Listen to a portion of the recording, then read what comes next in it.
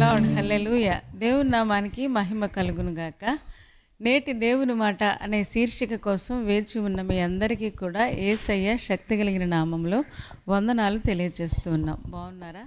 దేవుని మహాకృప, దేవుని మహాదయ వలన మనందరం క్షేమంగా, ఆరోగ్యంగా, ఆనందంగా ఉండడానికి దేవుడే మనకు సహాయం చేస్తూ ప్రతిరోజు ఒక నూతనమైన దినాన్ని చూడడానికి దేవుడు మనకు సహాయం చేస్తూ ఉన్నాడు. గొప్ప దేవుణ్ణి మనం కలిగి ఉన్నాం కదా. మరి ఈరోజు నేటి దేవుని మాట అనే శీర్షికలో దేవుడు మనకి ఇవ్వబోతున్న మాటను ఒక్కసారి మనం చూద్దాం. కొరింథీయులకు రాసిన మొదటి పత్రిక 15వ అధ్యాయము 57వ వచనాన్ని నేను చదువుతున్నాను. మీరు కూడా ఒక్కసారి చూడండి. అయినను మన ప్రభు అయిన యేసుక్రీస్తు మూలముగా మనకు జయము అనుగ్రహించుచున్న దేవునికి స్తోత్రము కలుగునుగాక అని పౌలు గారు కొరింథీ సంఘానికి ఉత్తరం రాస్తూ అక్కడ ఆ అధ్యాయం అంతా కూడా మరణం గురించి, లేకపోతే ఆ మరణం తర్వాత ఏం జరుగుద్ది, ఎవరు పరలోక రాజ్యానికి వెళతారు, ఈ విషయాలన్నీ చెబుతూ ఆయన లాస్ట్లో ఒక మాట చెప్తూ ఉన్నారు. అయినను మన ప్రభు అయిన యేసు క్రీస్తు ద్వారా మనకు జయము అనుగ్రహించుచున్న దేవునికి స్తోత్రము అని చెప్తున్నాడు. ఎందుకు అంటే ఆయన మనకి జయాన్ని అనుగ్రహించేవాడు. ఆయన మనల్ని ఓడించేవాడు కాదు, లేదా ఓటమి పాలు చేసేవాడు కాదు. కానీ ఎవరైతే క్రీస్తును సొంత రక్షకుడిగా అంగీకరిస్తారో వాళ్ళ జీవితాల్లో దేవుడు విజయాన్ని దాచి ఉంచాడు. ఈ విషయం విశ్వాసులందరికీ అర్థమైతే చాలా బాగుండేది. ఎందుకంటే విశ్వాసులంటే దేవునికి చాలా ఇష్టం కదా. విశ్వాసులంటే విశ్వాసం కలిగిన వారు కదా. మరి ఈ విశ్వాసుల జీవితాలలో అది భూసంబంధమైనదైనా పరసంబంధమైనదైనా ఈ రోజున దేవుడు విజయాన్ని ఇస్తానని వాగ్దానం చేస్తూ ఉన్నాడు.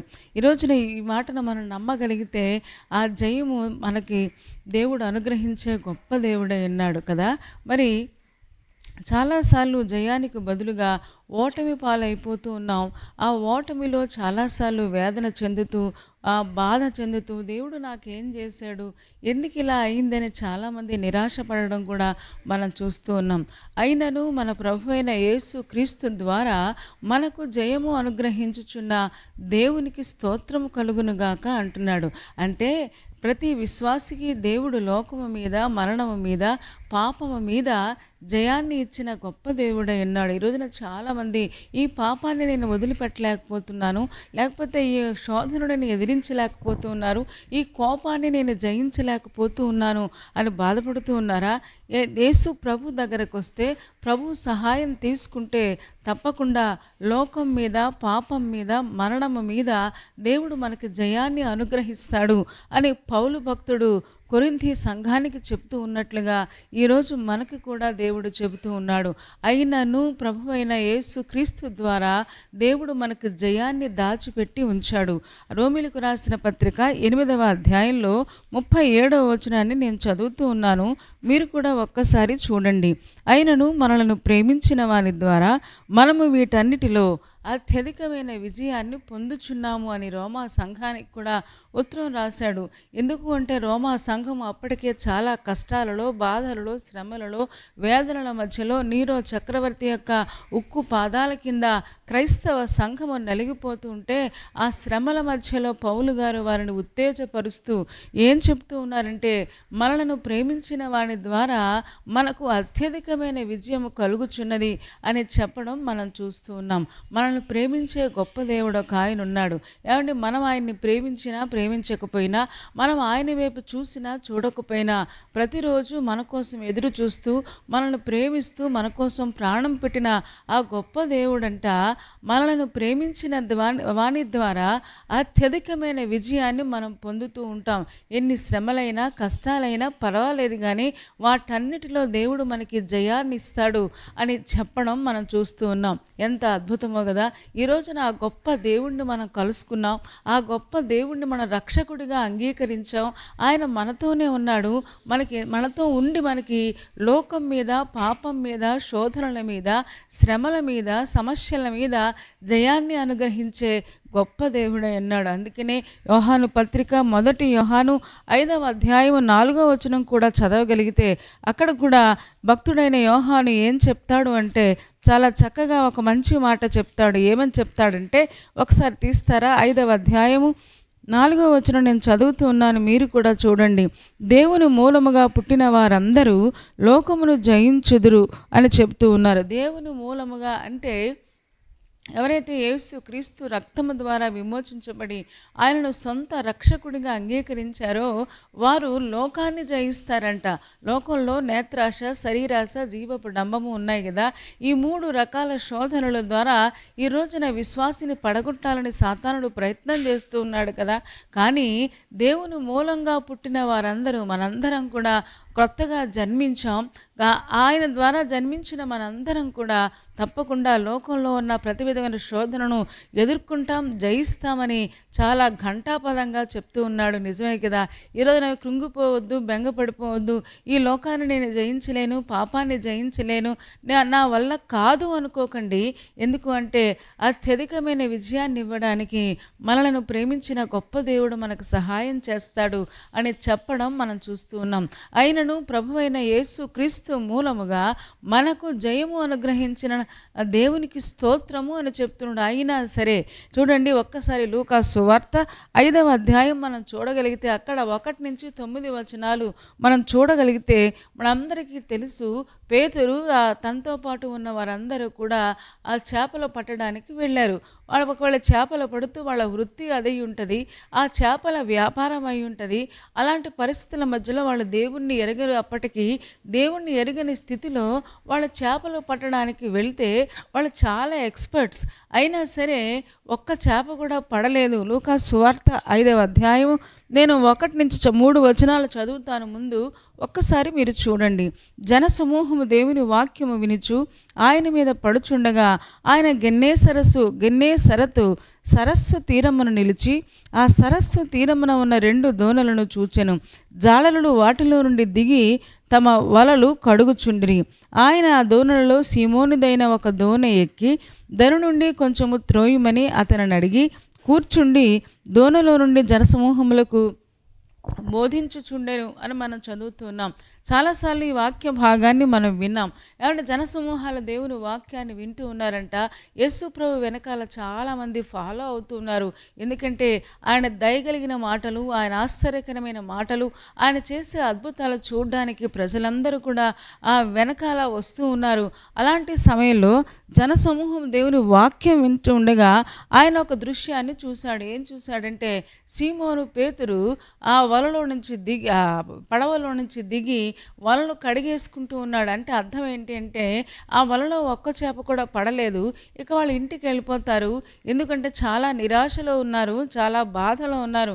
కానీ ఆ సమయంలో యేసు ప్రభు అతన్ని చూచాడు అంటే నిజంగా మనం నమ్మిన దేవుడు ఎంత మంచి దేవుడో కదా. ఏమండి, ఆయన నిరాశలో, బాధలో, కష్టంలో ఏంటి నా జీవితం ఇలాగైపోయింది, నా జీవితంలో ఈ ఫెయిల్యూర్స్ ఏంటి, ఈ ఓటములేంటి అని బాధపడుతూ ఉన్న సమయంలో యేసు ప్రభు పేతురుని చూడడం మనం చూస్తూ ఉన్నాం. ఈరోజున ఎంతమంది నిరాశలో ఉన్నారో, నా అనారోగ్యం పోదా, నా కష్టాలు పోవా, నా సమస్యలు పోవా, ఎప్పుడు చూసినా నాకు ఓటమేనా అని చాలామంది నిరాశలో, నిస్పృహలో, వేదనలో చాలామంది బాధపడుతూ ఉంటే ఈ వాక్యం మీకోసమే దేవుడు చెప్తున్నాడు. అయినను ప్రభువైన యేసు క్రీస్తు మూలముగా మనకు జయము అనుగ్రహించిన దేవునికి స్తోత్రం కలుగునుగాక. హల్లెలూయా. అయినా సరే పరిస్థితులు ఎలా ఉన్నా సరే, ఒకవేళ డాక్టర్లు ఏం చెప్పినా సరే, జీవితంలో ఎన్నిసార్లు ఫెయిల్ అయిపోయినా సరే తప్పకుండా యేసు క్రీస్తు దగ్గరికి గనక వస్తే దేవుడు క్షణంలో జయాన్ని మనకి అనుగ్రహించే గొప్ప దేవుడైనాడు. సీమోనుదైన పేతురు యొక్క ఆ దోణి చూచాడంట. చూచి అతన్ని అడిగాడంట. అడిగి కూర్చున్నాడంట. యేసు ప్రభు ఎంత మర్యాదస్తుడో కదా. ఏమండి, ఆయన ఏదైనా ఇతరుల వస్తువు తీసుకునేటప్పుడు, ఇతరుల ఇంటి లోపలికి వెళ్ళేటప్పుడు ఎలాగైతే మనుషులు అడిగి తీసుకుంటారో, అడిగి లోపలికి వెళ్తారో, యేసు ప్రభు ఒక మంచి మాదిరి చూపిస్తున్నాడు. ఆయన ఎక్కేస్తే ఆయన పేతురు ఏమీ అనడు. ఎందుకంటే అప్పటికే జనసమూహాలు ఫాలో అవుతున్నారు. ఏమండి, జనసమూహాల దేవుని వాక్యం వింటున్నారు కానీ పేతురు అక్కడే ఉన్నాడు కానీ ఆ వాక్యం వైపు మనసు వెళ్ళటం లేదు. కానీ అందుకనే నిరాశలో ఉన్న పేతురును చూచి అతన్ని అడిగి కూర్చుండి బోధ చేస్తూ ఉన్నాడు. ఆ బోధ ఎప్పటికవుతుందో తెలియదు. మరి 2 గంటల 3 గంటల లేక రోజంతా చెప్తాడా? అప్పటికే ఈయన చాలా అలసిపోయి ఉన్నాడు. సీమోను పేతురు అతనితో ఉన్న బృందం అంతా అలసిపోయి ఉంటే, అలసిపోయిన పరిస్థితులలో యేసయ్యకు దోవెన ఇచ్చాడు. ఏమండి, అలసి ఉన్నా సరే దోవెన ఇచ్చాడు. అయినను అలా చేయబట్టే ఆ రోజున పేతురు గొప్ప విడుదల పొందుకున్నట్టుగా, అద్భుతాన్ని పొందుకున్నట్లుగా మనం చూస్తూ ఉన్నాం. చూడండి, 4వ వచనం 5వ వచనం చదువుతూ ఉన్నాను. మీరు కూడా ఒక్కసారి చూడండి. ఆయన బోధించుట చాలించిన తరువాత నీవు దోణెను లోతునకు నడిపించి చేపలు పట్టుటకు మీ వలలు వేయుడని సీమోనుతో చెప్పగా, సీమోను, ఏలినవాడా, రాత్రి అంతయు మేము ప్రయాసపడితిమే గాని మాకేమీ దొరకలేదు. అయినను నీ మాట చొప్పున వలలు వేతునని ఆయనతో చెప్పాను. చాలా అద్భుతంగా చక్కని మాట చెప్తున్నాడు. అయ్యా, రాత్రంతా మేము ప్రయాసపడ్డాం. ఏదో బోధ చేస్తానన్నావు, ఆ బోధ చేసుకుంటే నువ్వు ఎప్పుడు బోధ చాలిస్తావో మేము వెళ్ళిపోదాం అనుకున్నాం అని చెప్పటం లేదు. ఎందుకంటే అప్పటికే వీళ్ళ శరీరాలు అలసిపోయి, మనసులు అలసిపోయి, కనీసం ఒక్క చేప కూడా పడలేదు. ఏమండి, ఇంత లైఫ్లో ఎప్పుడు ఇలాంటి ఓటమిని పేతురు కానీ అతనితో ఉన్నవారు కానీ అనుభవించలేదు. ఎందుకంటే వాళ్ళు చాలా ఎక్స్పర్ట్స్ అయి ఉన్నారని చరిత్ర చెబుతూ ఉంది కదా. మరి అలాంటి పరిస్థితుల మధ్యలో పేతురు యొక్క విధేయత చూడండి. అయినను రాత్రంతా మేము ప్రయాసపడ్డాం, ఏలినవాడా అని పిలుస్తూ ఉన్నాడు. అప్పటికే ఆ జనసమూహాలు ఆయన్ని గురువు బోధకుడు అని పిలుస్తూ ఉంటే వెంటనే అర్థమైపోయింది, ఈయనేదో చాలా అద్భుతమైన దేవుడిలా ఉన్నాడు. ఆయన ఏలినవాడా అంటే గురువుగారు అన్నట్టు పిలుస్తున్నారు. మమ్మల్ని ఏలే గొప్ప దేవా అన్నట్టుగా పిలిచి అంటున్నాడు, రాత్రంతా మేము ప్రయాసపడ్డాం, మాకు ఒక్కటి కూడా దొరకలేదు. అయినను నీ మాట చొప్పున మేము లోతుకు నడిపిస్తాం. ఏమంటే సముద్రంలోంచి బయటకు వచ్చేసారు. మళ్ళీ వెళ్ళాలి అంటే మళ్ళీ వలలన్నీ మళ్ళీ అన్నీ రెడీ చేసుకోవాలి, ఆ దోణి రెడీ చేసుకోవాలి, మళ్ళీ అందరూ రెడీ అవ్వాలి, ఆ వలలు రెడీ చేసుకోవాలి. ఇప్పుడు ఈయన అంటున్నాడు, నీ చేపలు పడతాయా, లోతునకు నడిపించు అని చెబుతూ ఉంటే విసిగిపోలేదు. అప్పటికే విసిగిపోయి ఉన్నాడు పేతురు, చాలా నిరాశలో ఉన్నాడు. రేపొద్దున్న తెల్లవారే వెళ్ళి భార్యకి ఏం చెప్పాలి, పిల్లలకి ఏం చెప్పాలి, ఈ వ్యాపారం సాగితేనే డబ్బులు వస్తాయి, డబ్బులు వస్తేనే కుటుంబంలో అన్ని అవసరాలు తీరతాయి కదా. లేకపోతే ఆ రోజు ఎవరిదైనా పుట్టినరోజు చేయాలో లేకపోతే పెళ్లి రోజు చేయాలో ఓ కుటుంబ యజమానిగా ఎంత ఒత్తిడికి లోనవుతూ ఉన్నాడో మనకు తెలియదు, ఎంత బాధపడుతూ ఉన్నాడో మనకు తెలియదు. అలాంటి ఒత్తిడి మధ్యలో, అలాంటి విసిగిపోయిన పరిస్థితుల మధ్యలో, చాలా అలసిపోయిన మనసు అలసిపోయింది, శరీరం కూడా అలసిపోయింది, రాత్రంతా నిద్ర లేదు వాళ్ళకి. అలాంటి పరిస్థితి ఇంక ఇంటికి వెళ్ళిపోదాం అనుకుంటున్న సమయంలో ఈయనేంటి మళ్ళీ లోతుకు నడిపించమంటున్నాడు. ఆయన ఎప్పుడూ చూడలేదు కదా, ఆయనతో అసలు పరిచయమే లేదు కదా, కానీ మళ్ళీ వేయమంటున్నాడు, ఎందుకు వేయమంటున్నాడు అన్నట్టుగా విసిగిపోలేదు. కానీ పేతురు యొక్క ఆశ చూడండి, అయినను నీ మాట చొప్పున నేను వల వేస్తానని చెప్పాడు. ఎంత అద్భుతమైన విషయమో కదా. అయినను అంటే అలసిపోయినా సరే, విసిగిపోయినా సరే, బాధపడుతూ ఉన్నా సరే, ఓటమి పాలైనా సరే, ఒకళ్ళు ఎన్నిసార్లు అపజయాలు వచ్చినా సరే, ఎంత అనారోగ్యమైనా సరే, దేవా నేను నీ మాట వింటాను, నీ ఆజ్ఞ చొప్పున నేను చేస్తాను అన్నట్టుగా సంపూర్ణమైన విధేయత పేతురు చూపించినట్టుగా మనం చూస్తాం. అక్కడ ఏం జరిగిందో మనం చూద్దాం. 6వ వచనం 7వ వచనం చదువుతూ ఉన్నాను, మీరు కూడా చూడండి. వారు అలాగూ చేసి విస్తారమైన చేపలు పట్టిరి, అందుచేత వారి వలలు పిగిలిపోవచ్చుండగా వారు వేరొక దోణిలో ఉన్న తమ పాలివారు వచ్చి తమకు సహాయం చేయవలనని వారికి సమ్మెల చేసిరి. వారు వచ్చి 2 దోణులు మునుగునట్లు నింపిరి. 8వ వచనం 9వ వచనం కూడా, సీమోను పేతురు అది చూచి యేసు మోకాళ్ళ ఎదుట సాగిలపడి, ప్రభువా నన్ను విడిచిపొమ్ము, నేను పాపాత్ముడనని చెప్పాను. చూస్తూ ఉన్నాం. ఏమంటే వారు అలాగూ చేసి, ఎంత అద్భుతమైన విషయమే కదా. అలసిపోయినా సరే, బాధలో ఉన్నా సరే, కష్టంలో ఉన్నా సరే దేవుని మాటకు విధేయత చూపించారు. ఈ రోజున ఎంతమంది జీవితంలో విసిగిపోయి ఉన్నారు, జీవితంలో అలసిపోయి ఉన్నారు, ఏమండి నిరాశలో ఉన్నారు, బెంగలో ఉన్నారు, భయంలో ఉన్నారు. ఎలాంటి పరిస్థితుల మధ్యలో మీరున్నా సరే దేవుని మాట చొప్పున మనం చేయగలిగితే, దేవునికి సంపూర్ణమైన విధేయత చూపించగలిగితే, అది వాక్యం చదవడం కావచ్చు, ప్రార్థన ప్రార్థన చేయడం కావచ్చు, మందిరానికి వెళ్ళడం కావచ్చు, అంత మాత్రమే కాదు వాక్య ప్రకారంగా నడుచుకోవడం కావచ్చు. ఈ రోజున ఎలాంటి పరిస్థితుల మధ్యలో ఉన్న దేవుని మాటకు విధేయత చూపిస్తే ఏమంటే ఒక దోణి కాదు 2 దోణులు మునుగునట్లుగా ఏమంటే చేపలు విస్తారంగా పడినాయంట. ఎప్పుడైతే అది చూశాడో సీమోను పేతురు అంటున్నాడు ఏమంటే, అయ్యా ప్రభువా, నేను పాపాత్ముడిని, నన్ను విడిచి వెళ్ళిపోయా అంటే వెంటనే పేతురు తన పాపాన్ని గుర్తు చేసుకుంటూ ఉన్నాడు, తన యొక్క అవిధేయత గుర్తు చేసుకుంటున్నాడు. నేను పాపిని, ఈయనెవరో ప్రభువులాగా ఉన్నారు, ఈయనెవరో రాజులకు రాజులా ఉన్నారు, ఈయన మాటలో శక్తి ఉంది, ఈయన చూపులో అద్భుతం ఉంది అన్నట్టుగా ఏమండి వెంటనే తన పాపాన్ని ఒప్పుకుంటున్నట్టుగా మనం చూస్తూ ఉన్నాం. ఏమంటే అక్కడ యేసు ప్రభు ఏమీ మాట్లాడలేదు, నీ పాపాన్ని ఒప్పుకొని చెప్పలా, లేకపోతే నువ్వు పాపాత్ముడు అని చెప్పలా.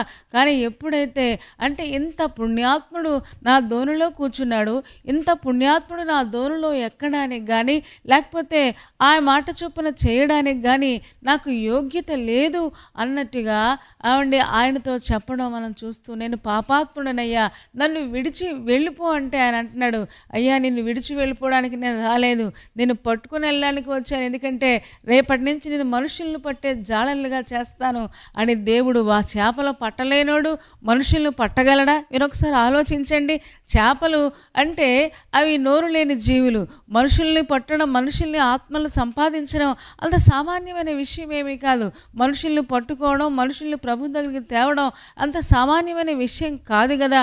కానీ ఇక్కడ చూడండి, చేపలే పట్టలేనోడిని పట్టుకొని అంటున్నాడు, నువ్వు మనుష్యులను పట్టే జాలరులుగా నేను చేస్తాను అని దేవుడు వాగ్దానం చేస్తున్నాడు. ఎంత అద్భుతమైన విషయమో కదా. అయినను మన ప్రభు అయిన యేసు క్రీస్తు మూలముగా మనకు జయము అనుగ్రహించుచున్న దేవునికి స్తోత్రము కలుగునుగాక. ఈ రోజున మనలను ప్రేమించిన వాడి ద్వారా దేవుడు మనకి జయాన్ని సిద్ధం చేసి ఉంచాడు. ఎన్ని పోరాటాలైనా, శ్రమలైనా, కష్టాలైనా, ఇబ్బందులైనా, నిరాశ వచ్చినా సరే అస్సలు గివప్ అవ్వద్దు, అస్సలు ఏ విషయంలో వెనక్కి చూడొద్దు, ముందుకే వెళ్ళిపోతే ఆయన మాట చొప్పున మనం చేయగలిగితే విస్తారమైన చేపలు అంటే విస్తారమైన అభివృద్ధి, అది వ్యాపారంలో, ఉద్యోగంలో, చదువులో, అన్ని విషయాల్లో, భౌతిక సంబంధమైన విషయాలలో, ఆత్మ సంబంధమైన విషయాలలో కూడా దేవుడు మనల్ని దీవించే దేవుడే ఉన్నాడు. కాకపోతే మనం చూపించాల్సింది ఆయనకు సంపూర్ణమైన విధేయత చూపించి, అలసినా సరే, బాధలో ఉన్నా సరే దేవుని మాట చొప్పున మనం చేయగలిగితే తప్పకుండా విజయం మనకు చేరువలోనే ఉంది, మనకు దగ్గరలోనే ఉంది. ఎందుకంటే యేసయ్య మన దగ్గర ఉంటే ఎన్ని ఓటములు వచ్చినా సరే ఆ ప్రతి ఓటమిని విజయంగా మార్చే గొప్ప దేవుడే ఉన్నాడు. ప్రైజ్ ది లార్డ్, హల్లెలూయా. ఈ రోజున ధైర్యం తెచ్చుకుందాం, ఆయన వైపు చూద్దాం, ఆయన మాట విందాం. తప్పకుండా మన జీవితాలలో అద్భుతమైన కార్యాలు మనం పొందుకుందాం. ఎలాంటి పరిస్థితుల్లో ఉన్నా సరే, అయినను అంటే అయినా సరే, అనారోగ్యం పాలైపోయినా, ఎవరెవరు ఏదో సిట్యుయేషన్స్ ఎలా ఉన్నా సరే, ఎవరెవరు ఏమి చెప్పినా సరే అవన్నీ మనకు అనవసరం. కానీ దేవుని మాట చొప్పున మనం చేయగలిగితే పేతురు ఎలాంటి అద్భుతాన్ని పొందుకున్నాడో మనం కూడా పొందుకోగలం. ఎందుకంటే రాత్రంతా ఏమైపోయినాయి అంటే చేపలు కూడా ఆయన యొక్క స్వరానికి లోబడతాయి. ఈ రోజున మనం చేయలేని పనిని దేవుడు మన పక్షంగా ఉండి చేయగలిగిన గొప్ప సామర్థ్యం కలిగిన గొప్ప దేవుడే అన్నాడు. కాబట్టి ఆయన మీద ఆనుకుందాం, మన పాపాన్ని తెలుసుకుందాం, పాపాన్ని విడిచిపెడదాం, లోకాన్ని జయిద్దాం. అలాగే పాపం మీద, శోధన మీద మన జయాన్ని పొందుకుందాం. ఎన్ని ఓటములు వచ్చినా సరే దేవుని మాత్రం విడిచిపెట్టకుండా ఆయన వైపు చూస్తూ ఉంటే తప్పకుండా మన జీవితంలో గొప్ప విజయాన్ని దేవుడు మనకు అనుగ్రహించే గొప్ప దేవుడై ఉన్నాడు. మరి అలా చేయడానికి పరిశుద్ధాత్మ దేవుడు మనందరికీ సహాయం చేయనుగాక. తలలు వంచండి, కళ్ళు మూసుకోండి, చిన్న మాట ప్రార్థన చేద్దాం. పరిశుద్ధుడా, ప్రేమ కలిగిన మా తండ్రి, నీ పాదాలకు వందనాలు, స్తోత్రాలు చెల్లిస్తూ ఉన్నావు. నువ్వు ఎంత మంచి దేవుడవు, ఎంత ప్రేమ కలిగిన దేవుడవు నాయన. మా ఓటమిని సహా విజయంగా మార్చగలిగిన గొప్ప దేవుడవై ఉన్నందుకు వందనాలు నాయన. కనికరించుము తండ్రి. ఎంతమంది అనారోగ్యాల మధ్యలో, లేకపోతే సమస్యల మధ్యలో నాయన బెంగతో, ఆందోళనతో, నిరాశతో ఎన్నిసార్లు చేసిన నా జీవితంలో ఓటమే వస్తుందని ఎంతమంది నిరాశలో ఉన్నారో దేవా వారందరినీ ఒక్కసారి చూడండి. అయినా సరే నీ మాట చొప్పున చేసి ఎలాగైతే తండ్రి పేతురు గొప్ప అద్భుతాన్ని పొందుకున్నాడో మేము కూడా విసిగిపోకుండా చిరాకు పడకుండా నీ మాట చొప్పున చేసి నీకు విధేయత చూపించి పాపాన్ని ఒప్పుకొని వదిలిపెట్టి నిన్ను వెంబడించే ఆ గొప్ప కృపలోనికి మమ్మల్ని నడిపించుమని చేరివచ్చిన ఒక్కొక్క విశ్వాసిని మీరు దీవించుము తండ్రి. ఏ విషయంలో వెనక్కి చూడకుండా యేసు వైపు చూస్తూ సాగిపోయినట్లుగా మీరే కృప చూపించుము. యేసయ్య శక్తి కలిగిన నామములో ప్రార్థించి వేడుకొనుచున్నాము తండ్రి. ఆమేన్. చాలా సంతోషం. చాలా ఓపికగా శ్రద్ధగా దేవుని యొక్క వాక్యాన్ని మీరు వింటూ ఉన్నారు. మిమ్మల్ని బట్టి మేము చాలా సంతోషపడుతూ ఉన్నాం. ఈరోజు పెళ్లి రోజు, పుట్టినరోజు జరుపుకుంటున్న వారికి ప్రత్యేకంగా స్పర్జన్ మినిస్ట్రీస్ తరపున మీకు అందరికీ వందనాలు, శుభాకాంక్షలు తెలియజేస్తూ ఉన్నాం. దేవుడు మిమ్మల్ని మీ కుటుంబాలను శ్రేయస్కరమైన ఆశీర్వాదాలతో నింపునుగాక. అంత మాత్రమే కాదు, ఈరోజు ఎవరైనా పరీక్షలకు వెళ్తూ ఉన్నారా, ఇంటర్వ్యూస్కి వెళ్తూ ఉన్నారా, దేవుడు మీకు సహాయం చేయనుగాక. అతడు చేయనదంతయు సఫలమగునని చెప్పినట్లుగా దేవుడు ప్రతి పనిని, ప్రతి ప్రయాణాన్ని దేవుడు సఫలత అనుగ్రహించాలని మేమందరం ప్రార్థిస్తూ ఉన్నాం. దేవుడు గొప్ప కార్యం మీ జీవితాల్లో జరిగిస్తాడు. మరి ఈ కార్యక్రమం మీకు నచ్చితే లైక్ చేయండి, షేర్ చేయండి. అంత మాత్రమే కాదు, కామెంట్ కూడా పెట్టండి. కొంతమందికైనా ఈ ప్రోగ్రామ్ని షేర్ చేయగలిగితే అనేక మంది దేవుని వాక్యాన్ని చూసి వాళ్ళు కూడా బ్లెస్ అవుతారు. మరి ఆ బ్లెస్సింగ్లో దేవుడు మనకు కూడా భాగాన్ని ఇస్తాడు కదా. కాబట్టి అలా చేయడానికి ప్రయత్నం చేయండి. ఇంకా ఎవరైనా ఈ ఛానల్ని సబ్స్క్రైబ్ చేసుకోకపోతే డాక్టర్ స్పర్జన్ యూట్యూబ్ ఛానల్ని సబ్స్క్రైబ్ చేసుకోండి. తద్వారా నోటిఫికేషన్స్ అన్నీ మీకు వస్తాయి. మా కార్యక్రమాలన్నీ మీరు చూడొచ్చు. సరేనా అండి? దేవుని చిత్తమైతే మరలా రేపు ఉదయం మళ్ళీ కలుసుకుందాం. అప్పటి వరకు దేవుని మహాకృప మనందరికీ తోడే ఉండునుగాక. ఆమేన్, ఆమేన్, ఆమేన్.